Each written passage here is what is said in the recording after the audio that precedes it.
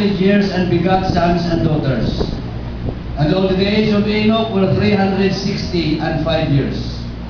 And Enoch walked with God, and he was not, for God took him. Genesis chapter 6, verse 8 and 9. But Noah found grace in the eyes of the Lord. These are the generations of Noah. Noah was a just man and perfect in his generations. And Noah walked with God. Si Noah po at si Enoch, iisang bagay ang napansin ko sa dalawang ito. The Bible says they walk with God. At mga kapatid, ito ang dalawang ito ay nakalaya, mga kapatid. They were delivered doon sa mga perils and trials noong kanilang kapanahonan. Si Enoch ay kinuha ng Diyos. Ang sabi ng Biblia, hindi siya nakasumpong ng kamatayan. Si Noah naman ay iniligtas ng Diyos at ang kanyang buong sambahayan. Nang gunawin ng Diyos ang daigdig na ito. Ang Biblia po ay nagsasabi na ang mga tao na nakatanggap ng biyaya at ng habag ng Panginoon, hindi sila mga tao na nakagawa ng mga dakilang bagay, hindi sila mga heavenly superstars, but they receive grace and mercy of God simply because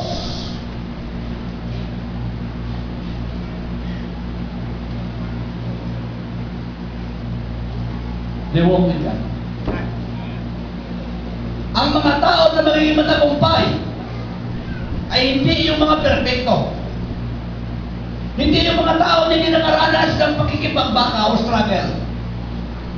Ngunit yung mga tao na sa gitna ng mga kaguluhan ng trouble, in the midst of discouragement, in the midst of persecution, in the midst of ridicule, in the midst of every conceivable hindrances, they just keep walking. Hallelujah! I would like to preach today the topic. Just keep walking. Amen? Hallelujah. May request Sister Rajemet to please come and lead us in prayer for the preaching of the Word of God. Praise the Lord. Hallelujah. Hallelujah. Palakpakan po natin muli ang Panginoon. Purihin ka ang Panginoon. Hallelujah. Hallelujah. Hallelujah. Panginoon, sabi po namin ito, Ama, sa umagang ito, ikaw po ang nakakakita ng aming pangangailangan. Lord, ikaw po ang aming sinasamba, pinupuri ka namin at itinataas ka namin sa pinakamataas na karesuhan ng Diyos. Salamat, Panginoon, sa iyong presensya. Salamat, Panginoon, sa pagpapala mo na hinanda para sa amin sa umagang ito. Lord, we pray na i-bless mo, Panginoon, ang aming pastor, samantalang sa mga ngaral ng aming mga salita. Hayaan mo ang iyong salita at ilagay mo sa kanyang bibig, Panginoon, upang ito'y lumabas na may pagpapala at kapangyarihan sa umagang ito. Purihin ka, Panginoon, i-bless mo ang bawat isa sa amin, ihanda mo ang aming puso, ang aming pang-iisip, Panginoon. Thank you, Lord, sa blessing na para sa amin sa araw ito. In Jesus' name. In Jesus' name. Praise God. Bago ka maupo, mga kapatid, manap ka ng tatlo na hindi mo pa nakakamayan. Tatlo na hindi mo pa nakakamayan. Sige, malasino pa yung kayo. Yung hindi mo pa nakamayan. Kasi minsan dyan na tayo sa ating tabi eh. Sige. Sige. O yung hindi naalis sa kanyang upuan eh. Hindi para sa kanyang mensaheng ito.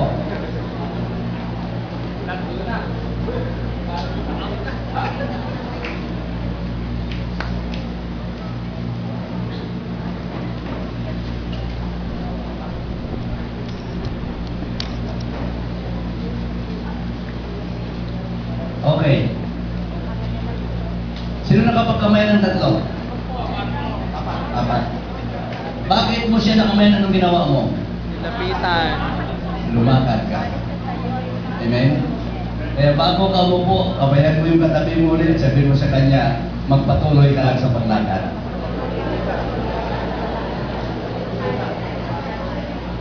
God bless you. You may be seated. Ang ating pong relasyon sa Diyos, it has always been defined as a walk. In Romans chapter 6 verse 4, ang sabi ko namin, tayo ay nangalibing na kalakip niya sa kabanggitan ng bautismo ng kamatayan, na kung paano si Kristo ay nabuhay na maguli sa mga patay sa pamamagitan ng kalawalhatian ng Ama, ay gayon din naman tayo'y makakalakad sa panibagong buhay.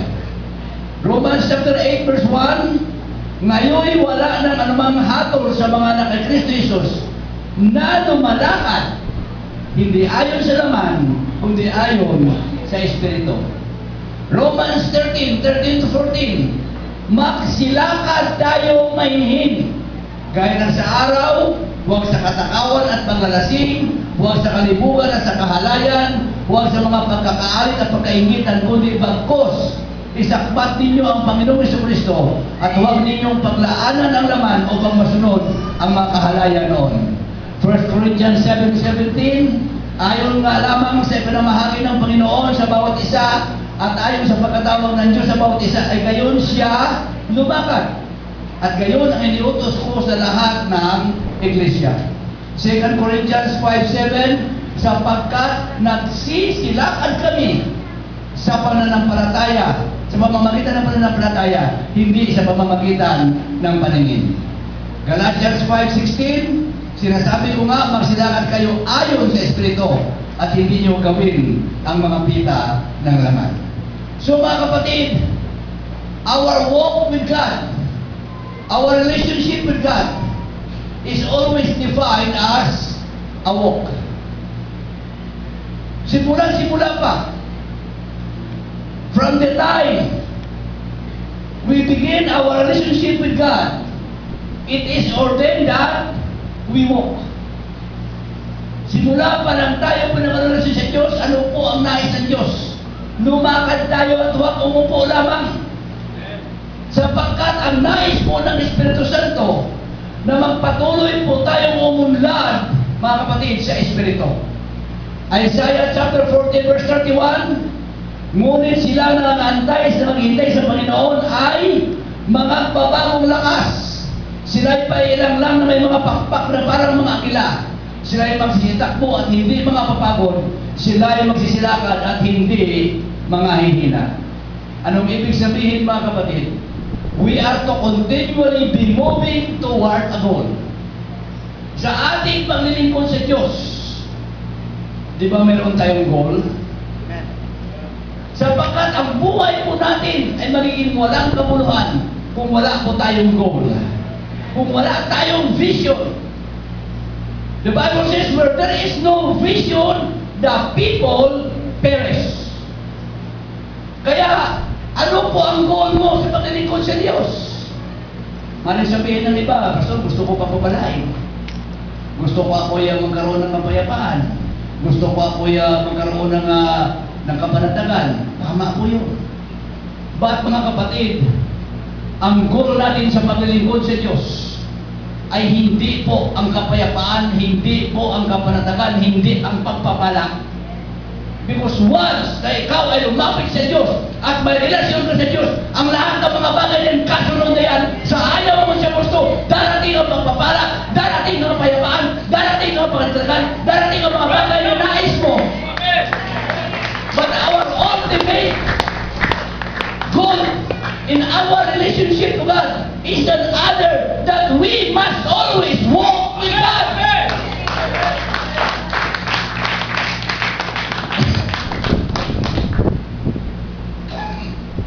Ang atin pong paglakad, it has also been defined as a race. Tayo po'y sumasali sa isang takbuhan.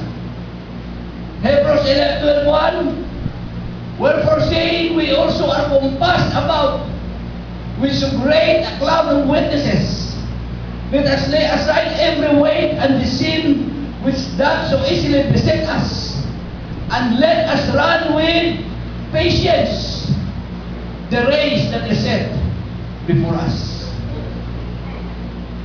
Marami po mga saksi na nakatingin sa atin. Marami po, mga kapatid, And you know why? Ang kaligtasan ng iyong mga mahal sa buhay, ang kaligtasan ng mga nais mo maligtas, mga kapatid, ay nakasalalay sa iyong paglakad. Sila, ikaw ang tinitingnan. Sabi nga, pwede mo mga kapatid, yung Matthew, Mark, Luke, at John, 4 na ebanghelyo, pwede mo yan mga kapatid mabasa, pwede mo yan masaulo. But I am telling you that 4 gospel is not enough. There is another gospel na kailangan makita sa atin. At ang ikalimang ebanghelyo ay walang iba, kundi ikaw at ako. Tayong mga binago ng Panginoon. Sa ulado mo man ang Biblia, you can quote every verse, mga kapatid, in the Bible. Pero hindi naman nakikita sa iyo ang iyong mga sinasabi. Wala akong kwenta ang ebanghelyo ng Panginoon. Pero kahit hindi ka nagsasalita, kung ang nakita sa iyo ay ang mga nakalagay na nais ng Diyos, gawin mo nakita ng tao sa iyo, sasabihin ng tao sa iyo, yan ang hinahanap mo. There's a saying, action speaks louder than words. At ang takbuhan nito, mga kapatid, ay kakaiba sa ibang takbuhan. Sapagkat ang nananalo dito ay hindi ang mga mabilis. Sa takbuhan, gusto mo na mabilis ka. Pero sa takbuhan natin ito, na ginaganap ngayon, hindi ito para sa mga mabilis. Ang sabi ni Solomon, Ecclesiastes 9:11, I returned and saw under the sun that the race is not always to the swift. Ang sabi niya, ang pag-uunahan daw ay hindi lamang sa mga matutuloy. Matthew 10:22, at kayo'y kapuputan ng lahat ng mga tao dahil sa aking pangalan, datapwat ang magtiis hanggang sa wakas. Anong mangyari?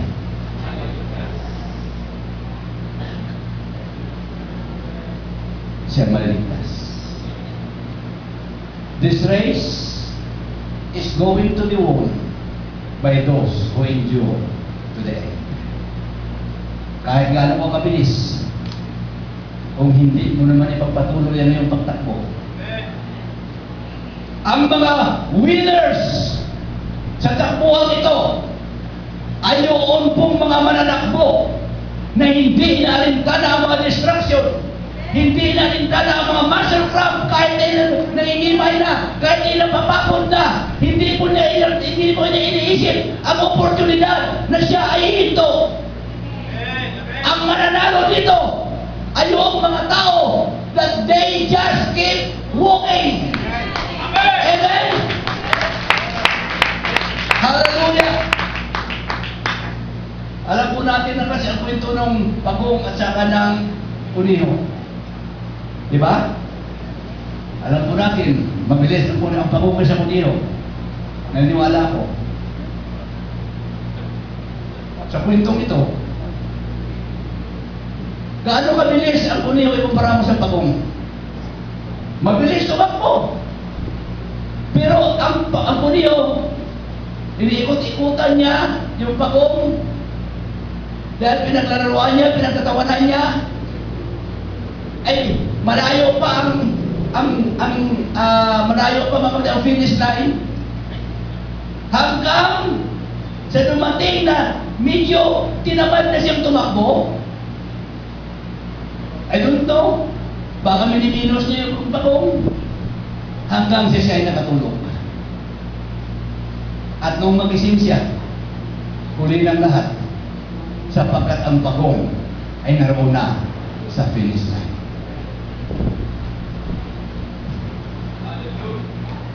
I may not be running, I may not be leaping, but I am enduring. I am just going to keep on walking. Maaaring hindi ako mabilis, maaaring hindi ako tumatakbo, maaaring hindi ako tumatalon, maaaring hindi ako mga kapatid lumalakdaw ng malalaki, pero mga kapatid, magpapatuloy ako. Ano man ang hadlang, ano man ang mga pagsukya, ano man ang nagawin sa aking buhay, magpapatuloy ako ng paglakad. Hallelujah!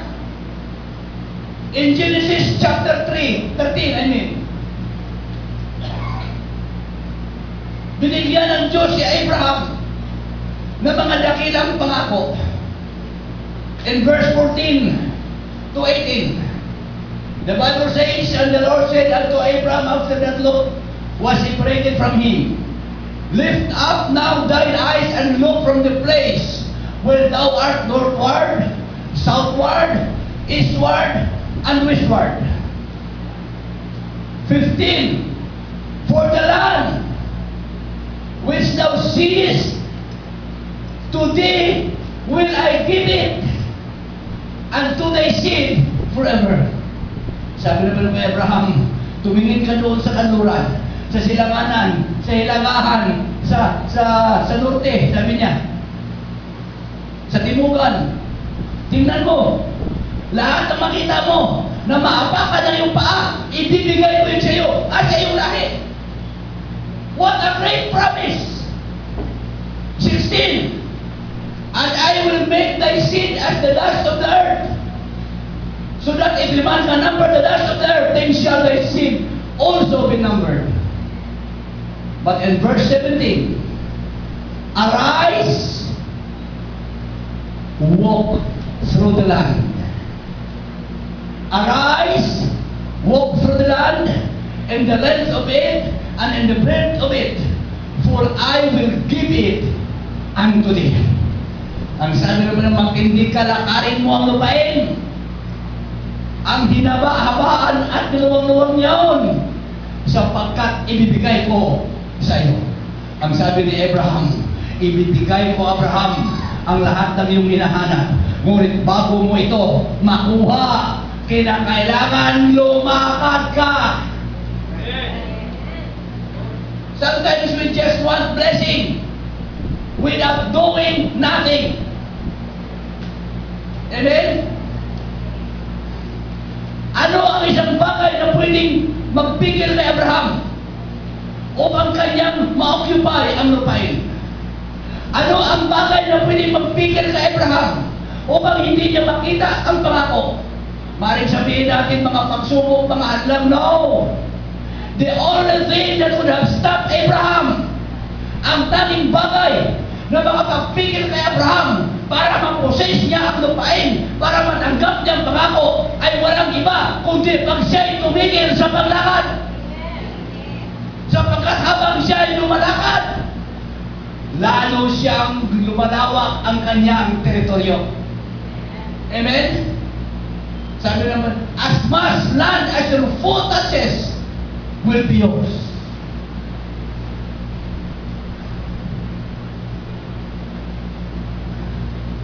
The enemy of our soul cannot take away the promises of God.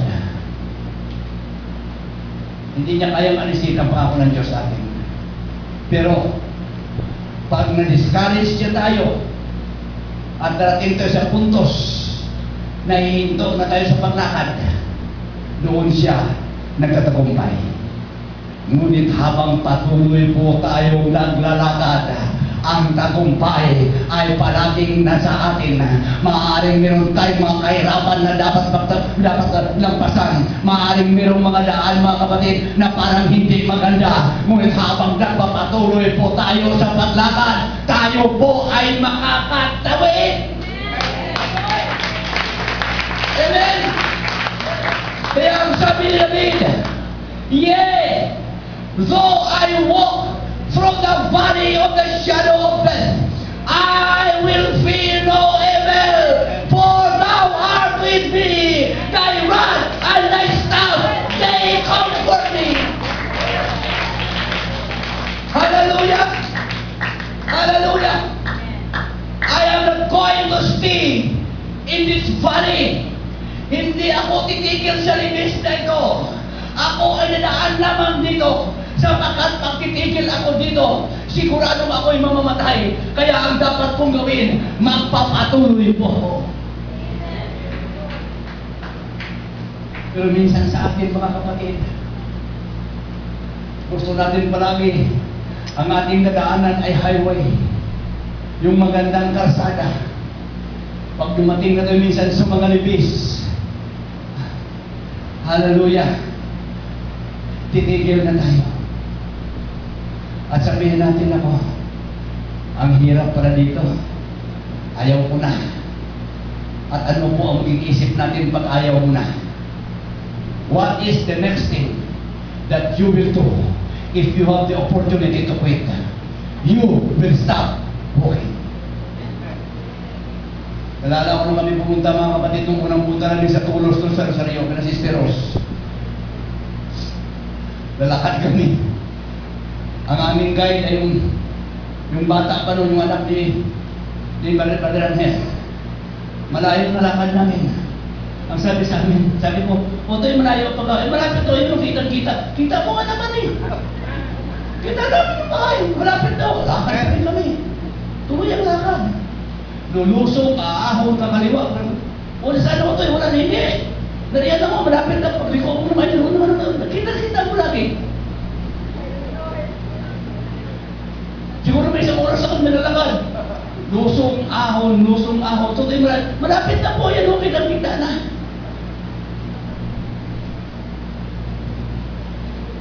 Kung kami ay huminto, makarating kaya kami nun sa bahay. Hindi. Kung tinignan namin ang lusong at ang ahon na amin pong dadaanan, hindi kami makakarating sa bahay sapagkat may purpose kami na pagdating namin sa bahay na iyon mga kapatid ay ipangaral namin ang Ebanghelyo ng Panginoon. Church, I am telling you, ang langit ay nakikita na po natin yan. Naliliyan ng yan, nakaantay po sa atin. Pero kung tayo ay titigil sa paglakad, papunta ko doon sa lugar na nais ng Diyos ating pupuntahin, hindi ka kailanman makakarating. Yes, dadaan ka sa mga libis, dadaan ka sa mga maladaan, mahirap na daan, dadaan ka mga kapatid sa mga bakong daan, pero magpatuloy ka lang mga kapatid, sapagkat pagdating na ang lugar na pupuntahan ko, walang bako-bako, walang libis, walang bundok, puro bundok.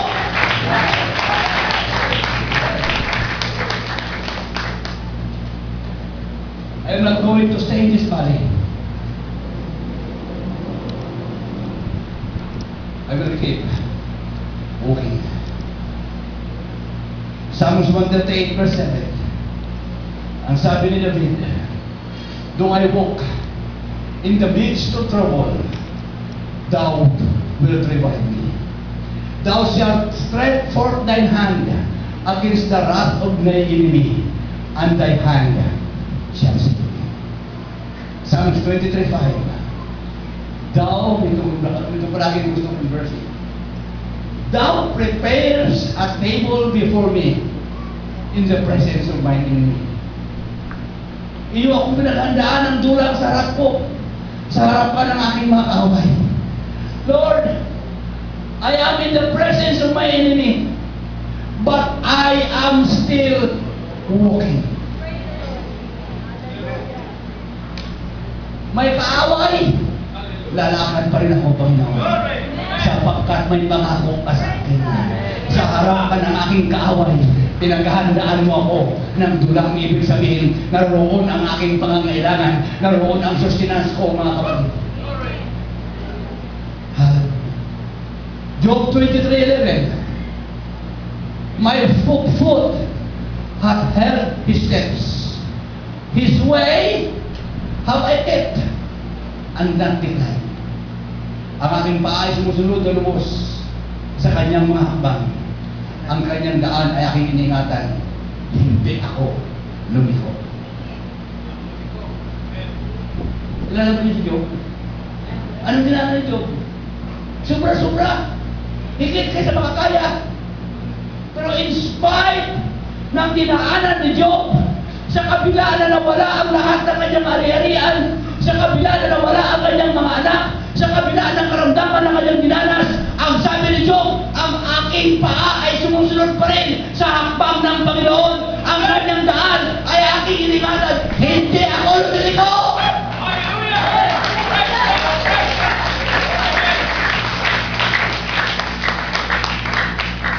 Ano ang sabi ni Pablo?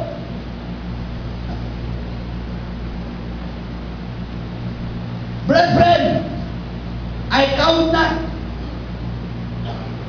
myself to have apprehended, but this one thing I do, forgetting those past, those things which are behind, and reaching forth unto those things which are before.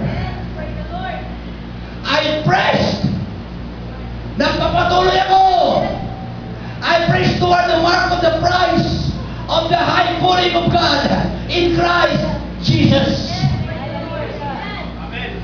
Kung kilala natin si Pablo, ang tagumpay niya, mga kapatid, ay hindi po, mga kapatid, at hindi mapapantayan. Pero ganun pa man, hindi rin mapapantayan ang kanyang dinanas. Ang sabi niya, marami siyang dinaanan. Ang sabi niya, nakatanggap ako ng 40 palo kulang ng isa sa kamay ng aking mga kapatid. Napunta ako sa bilangguan, napunta ako nun sa kamatayan, pumamatay na ako, nasa ilalim ako ng hukay, ng tubig. Ang sabi ni Pablo, I just keep walking. Nagpapatuloy lang ako sa paglakad. Minsan dumadaan ako sa kadiliman. Minsan nagbaran ako sa disyerto. Minsan dumadaan ako sa apoy. Minsan dumadaan ako sa bilangguan. Minsan ang aking paglalakbay ay hindi maganda. But I am still keeping on walking. Nagpapatuloy ako, sabi ni Pablo. Hindi ako kayang pigilan ng disyerto. Hindi ako kayang pigilan ng bilangguan. Hindi ako kayang pigilan ng mga kahirapan. Magpapatuloy ako. Baka sakali maabot ko ang mga bagay na naisikabot sa akin na aking Panginoong Jesucristo.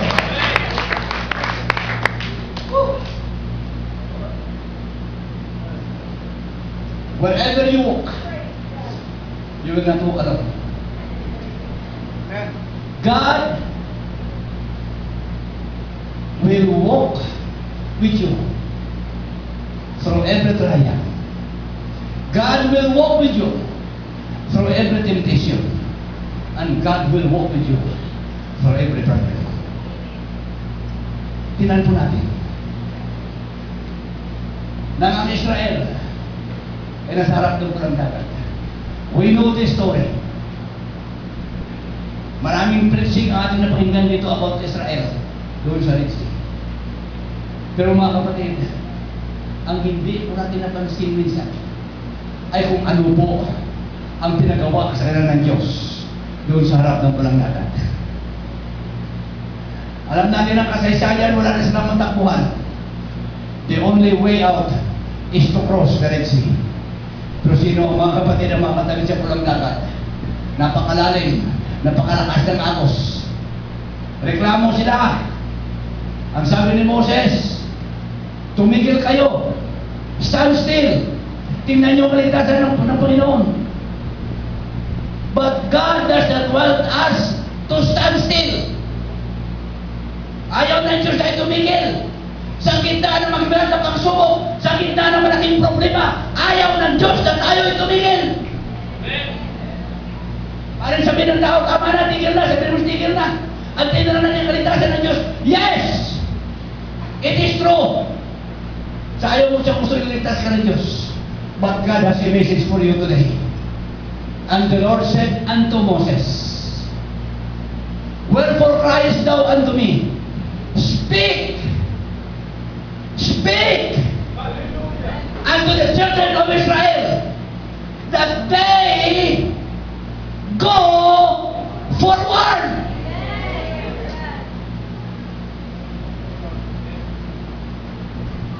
Pag nag-go forward ka, anong ginagawa mo? Upo ka ba? Sasalampak ka na lang sa hindi mo makatabi sa pulang dagat. No! If you are going to go forward, you must walk. Paano kami mga kalakad? Tubig, malalim, walang daan. Basta ang sabi ng Panginoon, kayo ay magpatuloy na yumaon. Church, I have the word for you today. Mayroon kang pulang dagat sa harap mo, imposibleng matawid. Ang sabihin ng Panginoon sa iyo, sige lang anak, magpatuloy ka lang.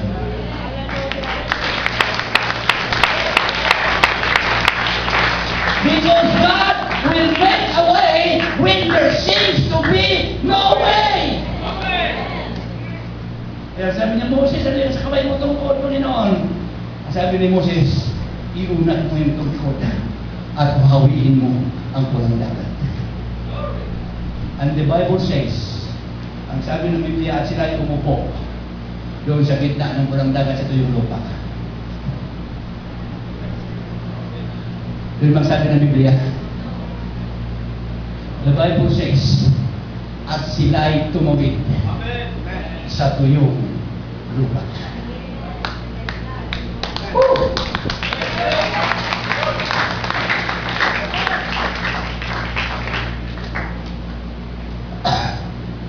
After the Red Sea, Jordan River.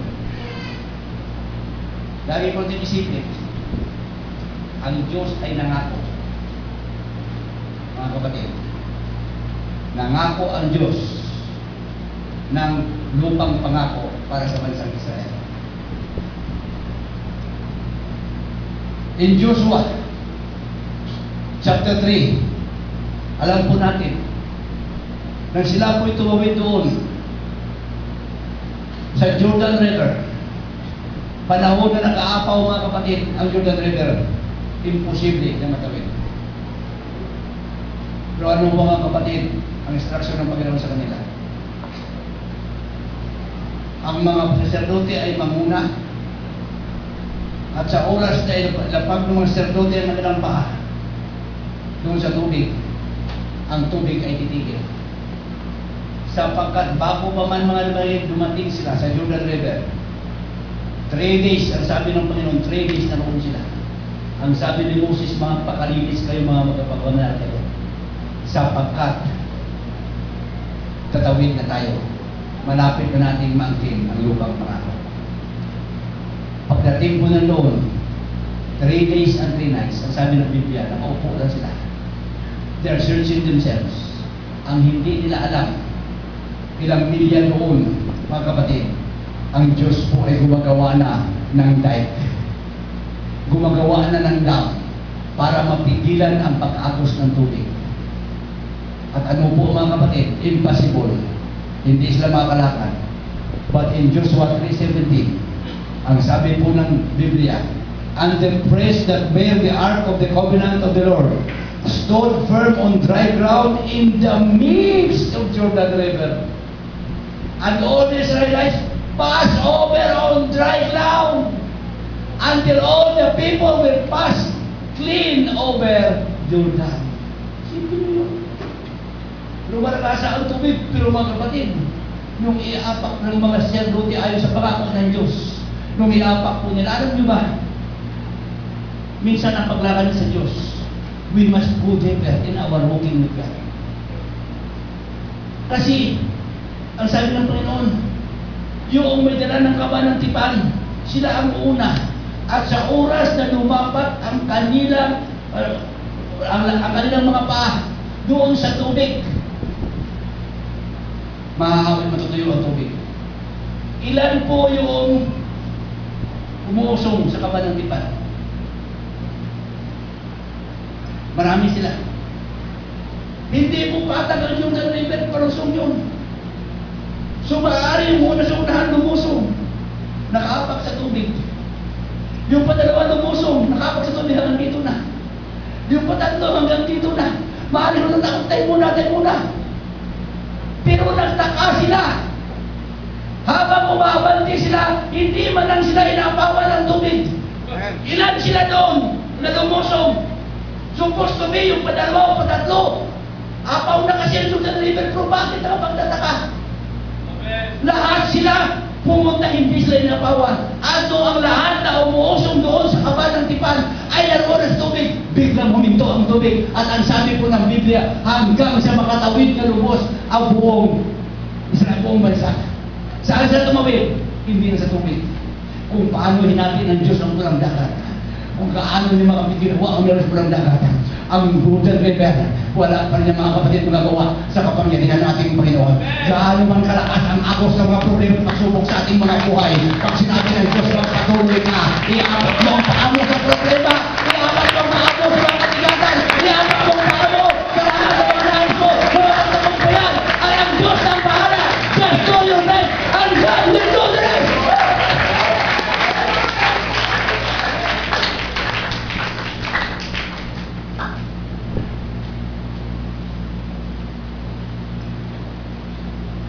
Jordan? Jericho. Alam po natin ang kasaysayan sa Jericho. Malapit na sa lugar pangako. Malapit na kami. Pero mga kapatid, meron pa nakahadlang ng malaking pader ng Jericho. There is no other way. Makapunta ka doon, maliban sa Jericho. Ano pong instruction ng Panginoon sa kanila? O sige, umupo na lang kayo dyan, tingnan natin. Diyan na lang kayo magkampo sa labas ng Jericho. Hindi. Ang sabi ng Panginoon, ikutan ninyo ang Jericho. Sa loob ng 6 na araw, isang beses. At sa 7 araw, ikutan ninyo ng 7 beses. Kapag ikaw ay umiikot, anong ginagawa mo? Naglalakad. Kaya wala silang ginawa noon. Doon sa napakalaking problema, mga kapatid, nakaharap sa kanila. Wala silang ginawa ng ginawa nila. Lalakaran nila yung problema. Lilibutan ko yung problema niyan. Malaki yan, lilibutan ko lang yan. Isang araw. Maaaring 2 araw, wala pa rin. Lilibutan ko pa rin yan. Yan ang gusto ng Diyos. Ano man kalaking problema hinaharap mo, ikutan mo yan. Ikutan mo lang. And on the 7th day, the Bible says, at mangyari na 7 araw, they rose up early about the dawning of the day and compassed the city after the same manner 7 times. Only on that day, they compassed the city 7 times. Kung hindi mo kayang talunin yung isang ikot, ikutan mo ng marami. At habang umiikot ka, pagkatapos mong maikutan, maaaring sabihin mo na kung talagang hindi ko kaya. Anong hindi mo kaya? Pag hindi mo kaya ang isang bagay, pag nakahanap ka ng solusyon sa problema at hinahanap mong solusyon hindi mo makita, ang hahanapin mo ay ang nagbibigay ng solusyon sa problema. Amen? After 7 days na pag-ikot, wala ka rin solusyon ng problema ko. Ang sabi ng Biblia, after 7 days, ang sabi ng Panginoon, humiyaw kayo ng pinakamalakas na hiyaw.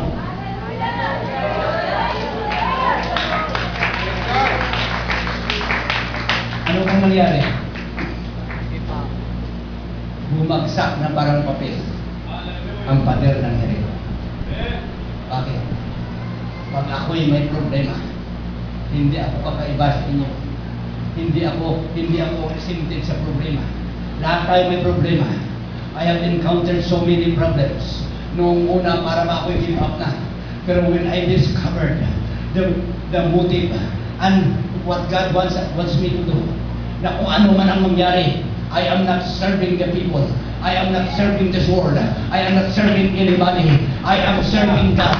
At kung ako may problema, mga kapatid, all I have to do, iikutan ko yung problema yan. Halo, titingnan ko yan kung kaya ko. Hallelujah, maaari ngayong araw nakita ko, kaya ko yata ito. Pero nung gumawa ako ng paraan, 2 araw, wala pa rin nangyari, inikutan ko. 3 araw, 6 araw, wala rin nangyari, hindi ko kaya. Ito na ang huli, Panginoon. Pag hindi ko tinusol, katalikod na ako, mababaklain na ako. Pero minsan tayo. Pero pag ikot mo, pag wala ka nang magawa, ikot ka ng ikot. At kapag ikaw ay pagod na at wala ka nang magawa, it's time to shout, Lord! Lord! I am here with my problem. You can solve my problem, Lord. Lord, I am here with my sickness. You can heal my disease, Lord. Lord, I am here with my burden. You can carry my load, Lord. Wala kang dapat gawin. Magpuri ka lang. Hallelujah. Problema. Kailangan ako. Panginoon. It's up to you.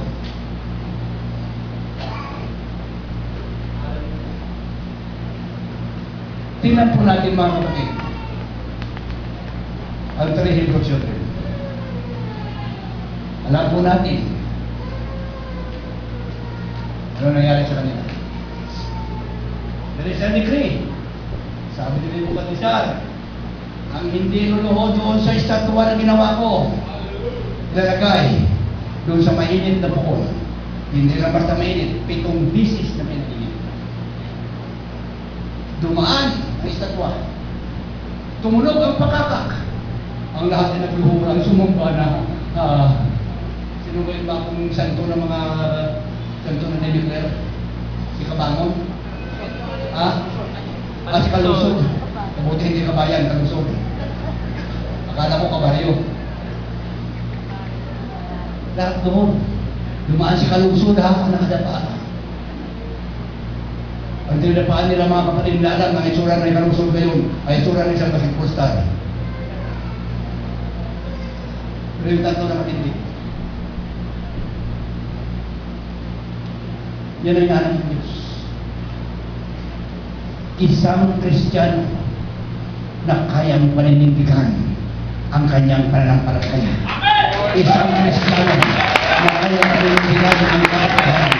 Isang Kristiyano na hindi kakalito sa kanyang paglilingkod sa kanyang Diyos, anuman ang kanyang nasarapan. Hallelujah! Kaya ang sabi ni Nebuchadnezzar, kayo pa man nila mga paborito ko, bakit kayo hindi mo kung alam niyo ang katulan?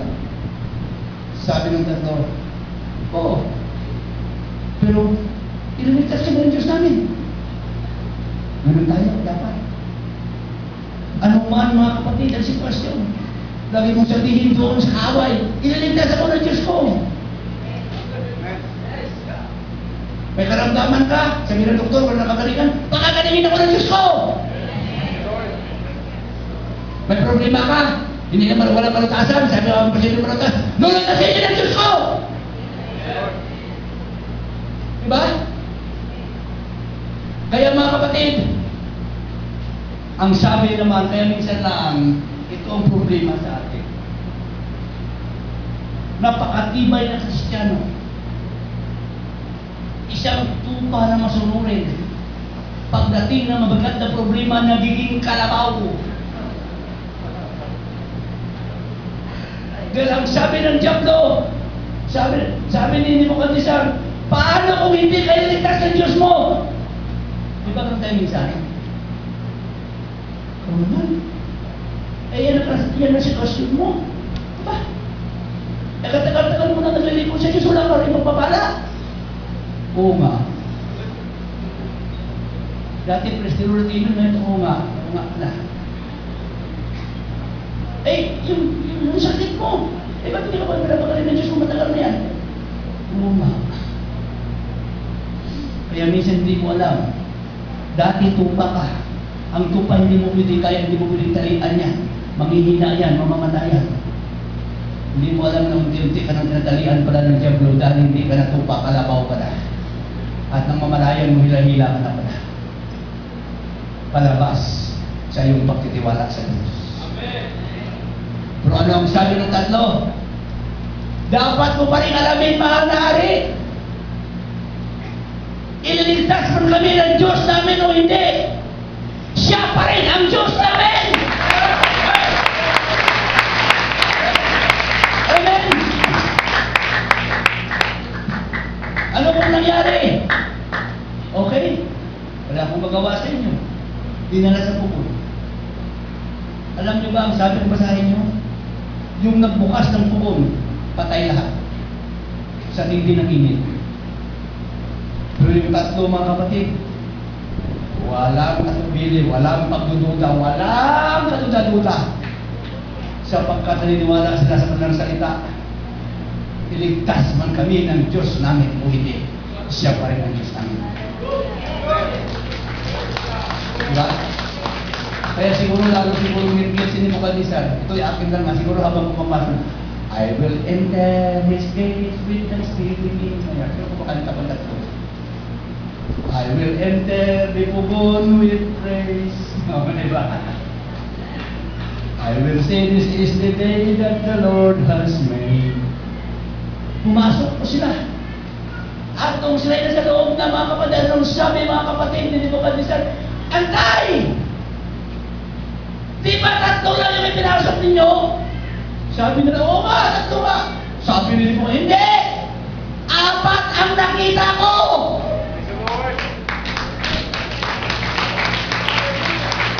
Kaya ilabas nyo! At ang 3 lalaki ito, si Sidrak, si Mesa, at si Abednego, ay nagsibagsak na nagako sa gitna ng mabagis na hurnong ng dilinas. Ipinasok sa ito. They are bound. Pero ang nakita ni Nebuchadnezzar 4. Bakit? Kasama nila ang kanilang Diyos. Walang mainit, anuman ang init ng apoy ng problema at pagsubok at ikatan sa ating buhay. Pagkasama mo ang Diyos, mga kapatid, yaya ko siya.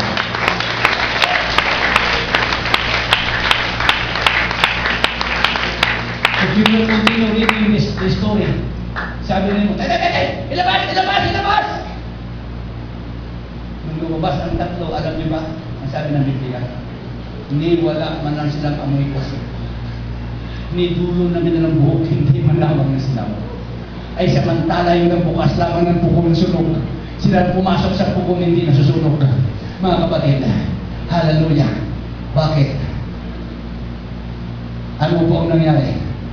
When God, what happens when God steps into the fire? Nang mga ito na nagtaka, tumindig na madaling siya ng salita at nagsabi sa kanya mga sangguni, di ba ka inihagis ay 3 gapos na lalaki sa gitna ng apoy?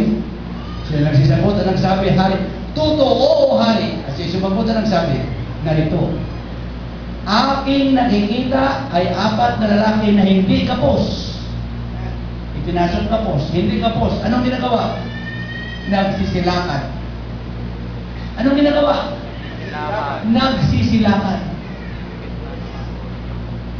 Sa gitna ng apoy, at sila'y walang paso, at ang anyo ng ika-4 ay kawamis ng isang anak ng Diyos. Oh! Hallelujah! You can walk in the furnace that was designed to knock you off when you are walking with God.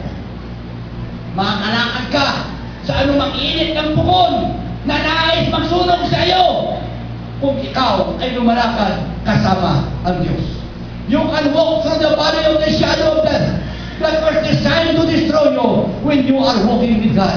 Habang lumalakad ka, na pwede kang dumaan doon sa libis ng nilim ng kamatayan na nais magsira sa iyo kapag ikaw ay lumalakad na kasama ang Diyos. You can keep walking when your enemy is trying to destroy you as long as you are walking with God. Kahit na ikaw ay nangamba ng panganib na nais kang wasakin ng iyong kaaway, mga kapatid, pero patuloy ka pa rin makapaglakad kung ang kasama mong kalaban lumalakad ay ang Diyos. No matter what happens, or where your journey takes you, just keep walking. Amen? Why? Because God will be with you. He is the one that said, I will never leave you nor forsake you. Woo! Palakpakan po natin ang Panginoon. In 600 BC, mayroon po mga grupo ng Israelitas na naging bihag sa Babylonia. Kasama po sa mga grupong ito, mayroong 3 grupo, mga kapatid, na naroon. Ang unang grupo ay yung grupo na talagang sumuko na. Wala silang ginawa. Sabi ng Biblia, sabi doon sa Psalms, umupo na lang sila doon sa tabi ng ilog ng Babylon. Sila'y umiiyak at kanilang inaalaala ang Sion. Anong ginawa nila? Isinabi na nila ang kanilang mga alba. Heart, yung heart o yung alba, yan po ay simbolo ng kagalakan. Sapagkat doon, mga kapatid, ugali na rin sa isang linas yan. Kapag sila nagtitipon-tipon, kukuha ng alba, kukuha ng tampurin, magsasayawan ang mga yan. Kahit yung bigat ng kanilang problema, even in the wilderness, mag-iipon-ipon mga yan, hindi ang init kung ano naman.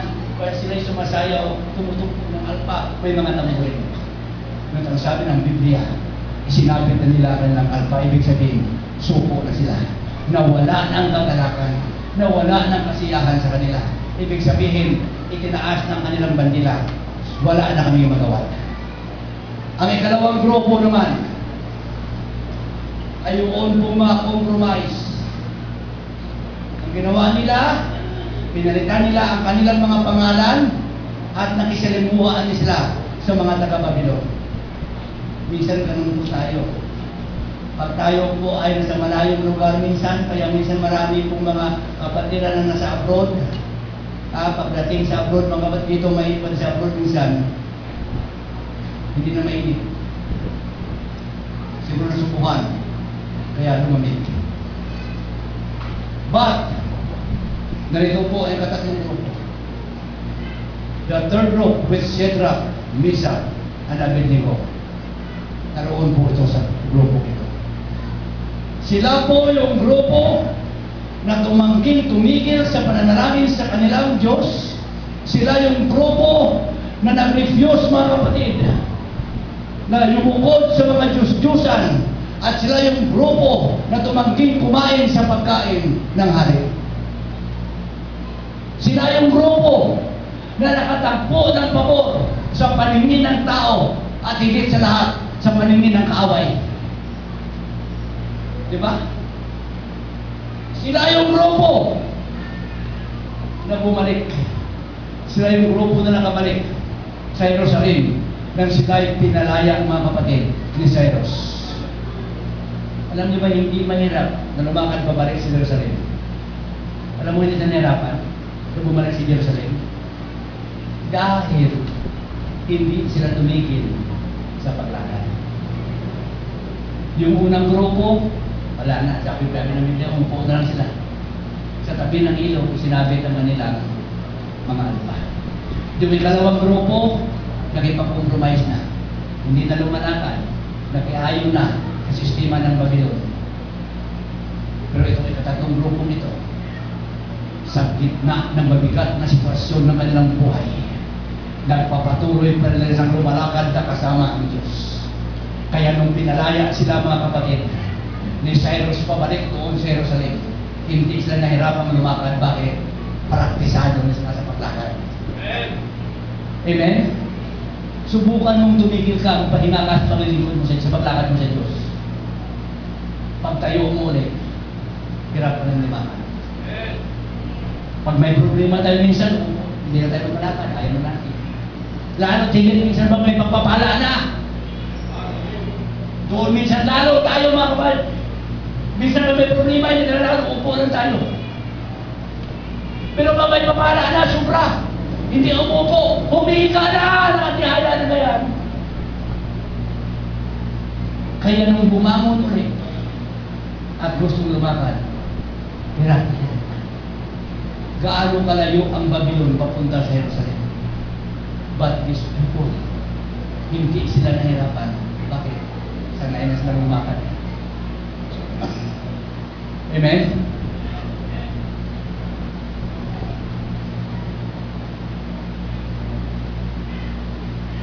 Dahil sa kumuling kabahagi ng grupong ito, mga kapatid.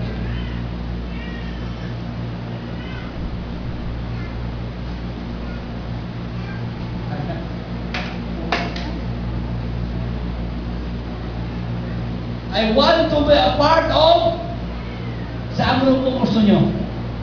Yung una, yung padalawa, o patatlo. Doon ako sa patatlo, sapagkat ang mga grupong ito, tayo na. Ang grupong ito ay ang grupo na magpapatuloy sa paglakad sa kabila ng trouble. Ito ang mga grupo, mga kapatid. Hallelujah, na maaaring sila'y na-knockdown. Pero ang maganda sa kanila, kapag sila'y bumagsak, bumabangon at lumalakan.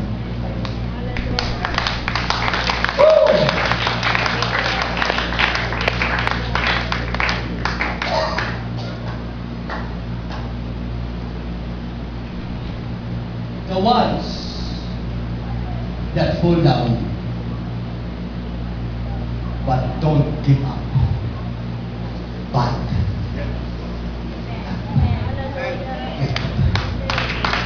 I want to be a part of the kingdom. Hallelujah. Mayroon pong lumang taktika na ginagawa ang kaaway noon pa man magpahanggang ngayon. Judges chapter 1 verse 6. But Adonijah Besek fled, and they pursued after him, and caught him, and cut off his thumbs and his great toes. Ito si Adonai Besek, siya po ay hari na nag-away ng Israel. Napakalakas na hari. Talagang number 1 na kaaway. And the only way to stop this king is to disable him. Anong ginawa? Pinutol yung kanyang hinlalaki sa kamay at hinlalaki sa paa. Pag wala kang hinlalaki sa kamay, hindi ka makakahawak ng sandata. Pag wala kang hinlalaki sa paa, mahirap kang balansin. Hindi ka makakalaban ng maayos. Totoo ko yun. Sapagkat meron po kong bayaw, nagtutunan. Ang buhay pa. Pag lumakas sila sa makatakbo ng maayos. Magbuhat niya ang kanyang anong paa, labi sa tatapilok. Sapagkat ang ating pong hinlalaki, siya, yung ating bigto, yan ang nagbibigay sa atin ng lakas. Anong ginawa kay Adonai Besek? Bago po siya na-capture, lahat ng kanya pong mga hari na kanya pong natalo, yun din ang ginagawa niya. Pinuputulan niya ng hinlalaki sa kamay at hinlalaki sa paa. Hindi na po makalaban sa kanya. Bakit? Without your victor, you cannot work firmly. Kapag ka wala ang iyong malaking hinalaki, hindi ka makakalakad. Kaya, hindi na concern sa iyo. Hindi ka na problema ng kaaway. Hindi ka makamarcha eh. Di ba?